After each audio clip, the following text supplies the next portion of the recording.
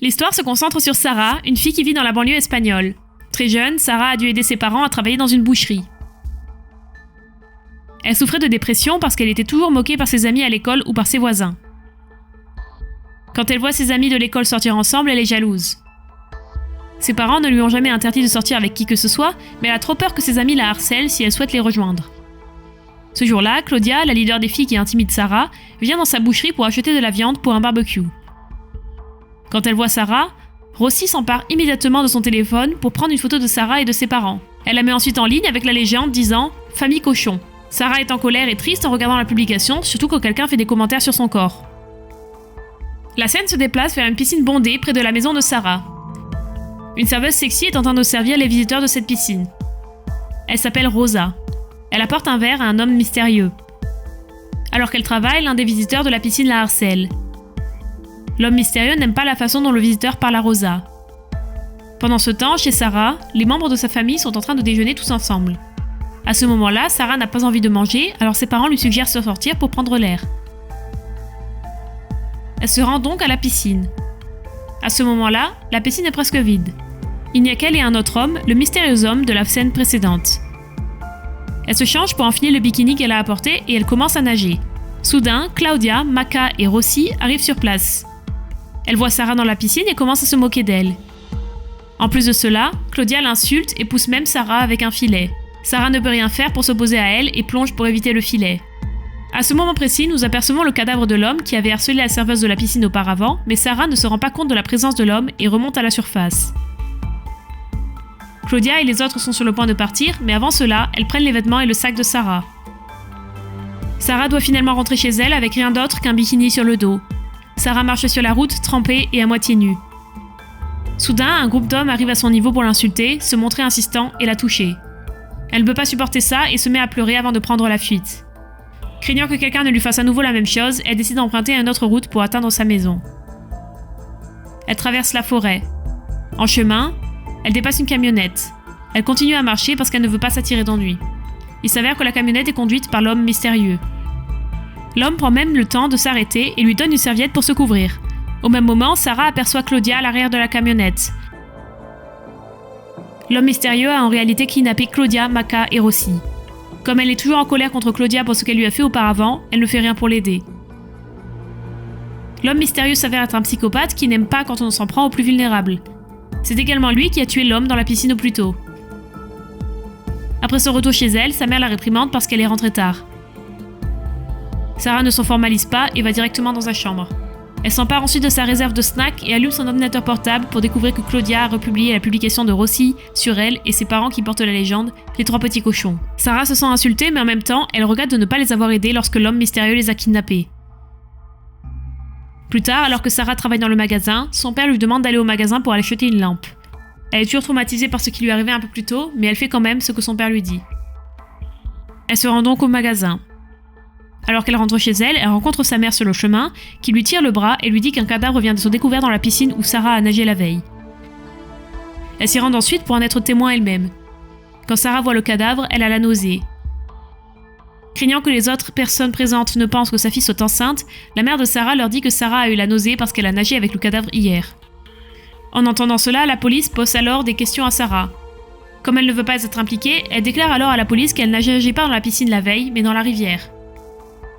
Elle craint qu'en racontant sa version à la police, elle devrait parler du harcèlement qu'elle a subi de la part de la bande de Claudia.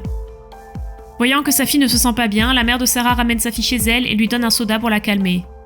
À la maison, pendant le dîner, la mère de Sarah a préparé plusieurs repas différents. Elle donne la viande à son mari et à son fils, tandis qu'elle sert des légumes à Sarah. Elle fait ainsi pour que Sarah puisse perdre du poids et ne plus se faire ridiculiser. Sarah n'accepte pas ce que sa mère lui donne. Même si Sarah est victime d'intimidation depuis longtemps, elle n'a jamais essayé de perdre du poids pour faire taire ses harceleurs. Peu de temps après, la mère de Claudia vient à la maison pour demander à Sarah si elle a vu Claudia, parce qu'elle n'est pas rentrée à la maison depuis quelques jours. Mais au lieu de répondre à la mère de Claudia, la mère de Sarah la chasse de la maison pour la façon dont elle a traité sa fille. L'attention se recentre sur Sarah qui a faim parce qu'elle en mange beaucoup moins qu'avant. Elle prend sa réserve de collation et mange un petit peu. Soudain, elle se souvient qu'elle a perdu son téléphone portable.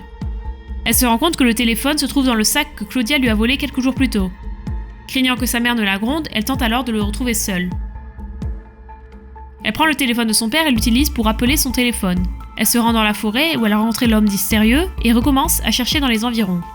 Elle finit par trouver son sac et le prend rapidement avec elle. Soudain, l'homme mystérieux se tient derrière elle alors qu'au même moment, la mère de Claudia et d'autres personnes recherchent Claudia. L'homme mystérieux emmène alors Sarah avec lui pour l'aider à éviter les gens. Ce dernier ne lui fait aucun mal, il l'appelle même gentiment par son prénom et l'aide à se cacher. L'homme finit par s'en aller alors que Sarah continue à se cacher des autres personnes. Au lieu de retrouver sa fille, Elena, la mère de Claudia, tombe sur le cadavre de Rosa, la serveuse de la piscine. Il s'avère que l'homme mystérieux a également tué Rosa. En rentrant chez elle, Sarah rend immédiatement le téléphone à son père et change de tenue. Quand elle a finalement terminé, Pedro, l'ami de Claudia qui harcelait souvent Sarah, arrive devant chez elle et appelle son prénom depuis l'extérieur. Au début, elle décide d'aller le rencontrer parce qu'elle a peur qu'il lui fasse quelque chose de mauvais. Mais à cause de sa culpabilité, elle accepte finalement d'aller à sa rencontre. Cette fois, Pedro interroge Sarah sur Claudia et ses amis parce qu'il sait que Sarah était avec eux avant leur disparition. Il a vu la vidéo où Claudia et ses amis harcelaient Sarah dans la piscine. Pedro donne également une cigarette à Sarah pour la calmer. À ce moment-là, elle avoue finalement qu'elle était bel et bien dans la piscine le jour où Claudia et ses amis ont disparu. Elle ne lui dit rien sur le fait qu'elle avait été témoin de l'enlèvement. Pendant qu'ils discutent, Elena fait soudainement irruption et force Sarah à lui dire la vérité sur la disparition de sa fille. Elle accuse Sarah d'avoir causé la disparition de celle-ci. Pedro révèle alors que Sarah était dans la piscine ce jour-là, ce qui émeut Elena. Elle saisit Sarah par les cheveux et la force à dire la vérité. Heureusement, la mère de Sarah arrive avec la police pour contrôler la situation. Les policiers emmènent ensuite Sarah et sa mère au poste de police. Une fois là-bas, Sarah est interrogée pour son témoignage dans la piscine. Sarah déclare alors à la police qu'elle était bel et bien dans la piscine, mais qu'elle ne savait rien du cadavre qui a été trouvé dans l'eau.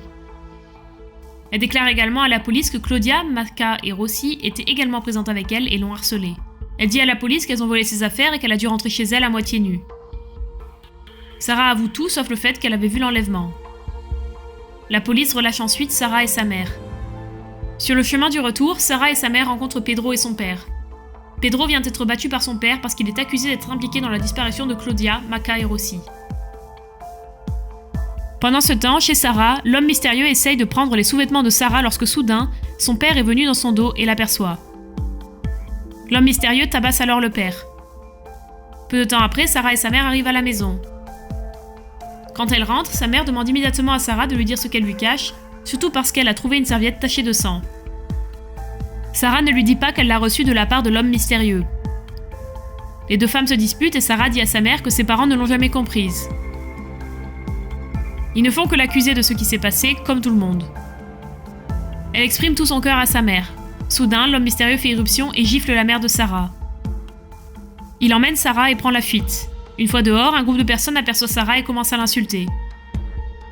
L'homme mystérieux, qui ne peut pas supporter ce que ces gens font à Sarah, se met soudainement à poursuivre ces hommes et les percute avec sa voiture. Sarah ne sait pas quelle est l'intention du mystérieux homme en l'emmenant avec lui.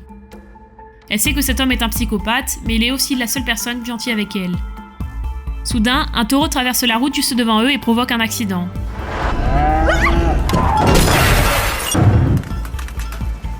L'homme mystérieux ramène ensuite Sarah chez lui. Il est inquiet parce que Sarah est inconsciente après l'accident. Alors que l'homme mystérieux est absent, Sarah reprend enfin connaissance et est sous le choc de se retrouver dans un endroit abandonné. Elle explore alors les lieux et est surprise de rencontrer Claudia et Rossi suspendus au plafond. Elle tente alors immédiatement de les libérer, mais peu de temps après, avant qu'elle ne soit parvenue à les relâcher, Sarah entend les pas de l'homme mystérieux et essaye de se cacher. L'homme mystérieux, qui constate que ses otages sont en train d'être libérés, ne peut pas le supporter et devient complètement fou. Il barre aussi pour exprimer sa colère. Sarah assiste à la scène avec effroi et tente de prendre la fuite. Alors qu'elle essaye de s'enfuir, elle trouve le corps mutilé de Maca et ne peut s'empêcher de pousser un cri.